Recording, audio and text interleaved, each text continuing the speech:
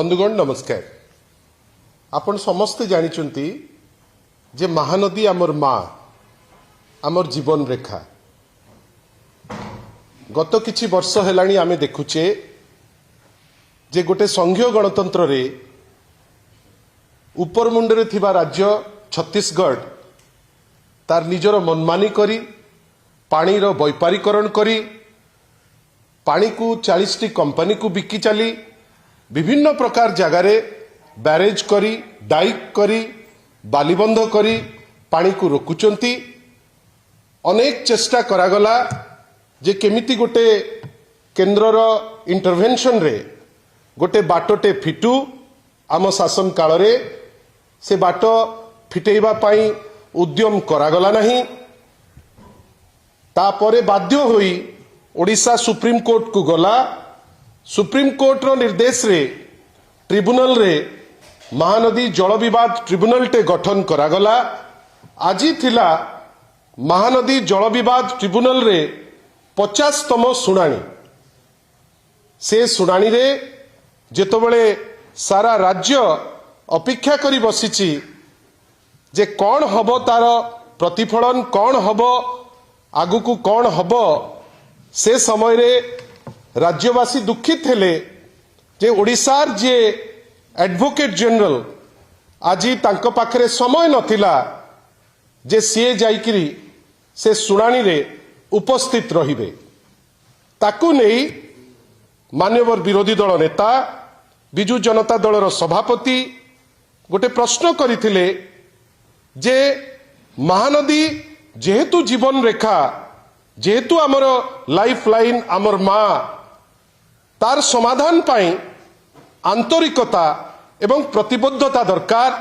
जोटा बोध हुए डबल इंजिन गवर्नमेंट रे नाही। जोथि पाई एते गुरुत्वपूर्ण सुनानी रे आजी एजी उपस्थित रही पारले नाही। जाकु नहीं व्यक्तिगत भावे श्री पीताम्बर आचार्य एजी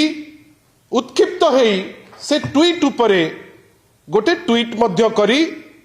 व्यक्तिगत स्तर को ओल्हेई जाइचंती। मु तो आग कहिबी जे भारतीय जनता पार्टी रो जो सरकार ओडिशा रे चलीची आमे समस्ते जानिचु जदि केंद्र सरकार राज्य सरकार ओडिशा राज्य सरकार छत्तीसगढ़ रो चाहिबे प्रतिबद्धता रहिबो आंतरिकता रहिबो एवं वास्तवता संगे जीवे ए समस्या गोटे दिन भितर समाधान हबो। ताकू जानी सुनिकिरी विभिन्न बाटरे आळ करिकिरी तळमुंडरे पानी नाही पीवा पाई चासी माने चाष करिबा पाई पानी नाही मत्स्यजीवी पानी नाही कोटी कोटी लोक डिपेंडेंट तांको पे व्यवस्था नाही उपर मुंडरे पानी को वैपारीकरण करी पानी को बिका जीवो। ता उपरे मध्य ट्रिपल इंजिन निष्फल निष्प्रभाव। ता उपरे जदि प्रश्न हुए पीताम्बर आचार्य एजिंग को एते बाधुची क्या जोटा क्लारिटी रो सह करि दउची जे जो उक्ति माननीय श्री नवीन पट्टनायक कर थिला जे डबल इंजिन सरकार रो प्रतिबद्धता नहीं आंतरिकता नहीं केवल तू मैं करिबा पाई एवं राजनैतिक फायदा हासिल करिबा पाई जदि इच्छुक थिबे ओडिशार लोक तांकु छाड़िबे नाही। जहाँ लिखिचंती माननीय श्री नवीन पट्टनायक तांकर ट्वीट रे जे लोके बाध्य होई राजरास्ता को आसीबे आउ जदि लोके राजरास्ता को आसीबे बिजू जनता दल तांको संगे निश्चित भावे रहिबे। ओडिशार सबुठारु लार्जेस्ट पार्टी हिसाब रे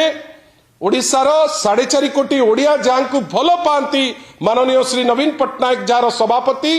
जहाँ लिखिचंती वास्तव रे सेई दिगरे जदि आगु को एमाने करि परिबे नाही ताहले राजरास्ता को जीवा पाई निश्चित भावे बिजू जनता दल बाध्य होई राजरास्ता को जेमती आगुरु आमे जाइथिलु असहयोग जोगु आगु को निश्चित भावे ओडिशा पाई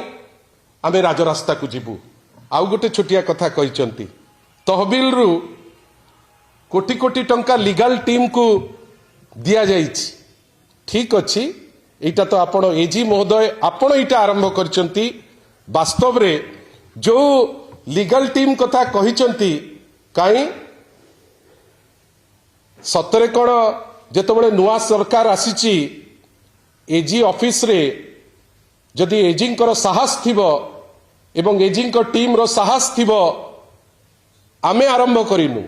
एजी हैज स्टार्टेड दिस थिंग एजी राजकोष कथा कहउचंती आमे निश्चित भावे तांकु चैलेंज दबु जे एजिंग कर पारितोषक जोटा बीजेडी बेले केते टंका थिला एवं वर्तमान बीजेपी बेले केते गुणा बढ़ीची ताकु टिके जदि लोकलोचन को आनिबे आमे बहुत खुशी हबु किंतु आमे आशा करिबु पॉलिटिकल लेवल रे ए जो टाइप रो डायलॉग मरामरी होउची ताकु बंद करी आमर विश्वास जदि आंतरिकता रहिबो प्रतिबद्धता रहिबो गोटिए दिन रे ए समस्या समाधान रहिबो जोटा माननीय श्री नवीन पट्टनायक कहिसंती आपण मीटिंग को जिबे नाही ता परे उपरु को नै छेप पकेइबे जहा हबा कथा सेया हबो जो माने ए टाइप रो कटु टिप्पणी दउचंती से टिप्पणी विषय रे से माने मध्य जानि थांतो धन्यवाद।